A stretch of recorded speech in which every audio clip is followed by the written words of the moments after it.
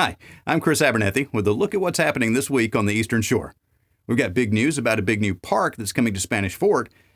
You don't have to tell the residents of Orange Beach it's been a busy summer.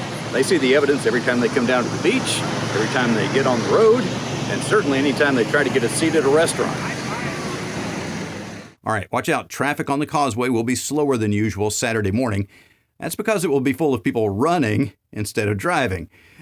Boaters here in Orange Beach are not happy about the high gas prices, but they won't let it stop them from getting in the water and having some fun. While Beef O'Brady's is moving to this new location on Highway 31, somebody else will be moving into their old location, and that restaurant's previous location will also be getting a new restaurant.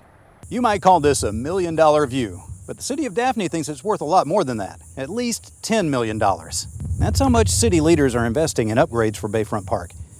I'm standing at the end of Daphne's current pier at Bayfront Park, but when they're done with all this work, there will be a new pier. It will go straight from the parking lot all the way out to this nice beach area that you see behind me. And where the old community center once stood, there will be an amphitheater, allowing the park to host concerts and theatrical performances. Robin drove up from Fairhope today. She says she likes the natural aspect of Bayfront Park. We like coming out here because you actually get more wildlife out here. We come down here looking for alligators mainly. I'm Chris Abernathy for TV 24 from Bayfront Park in Daphne. Which brings up a good question. What would Spanish Fort residents like to see in their new park and nature center? Well, I think the park should be centered on family. And most particularly, when you talk about family, you talk about children.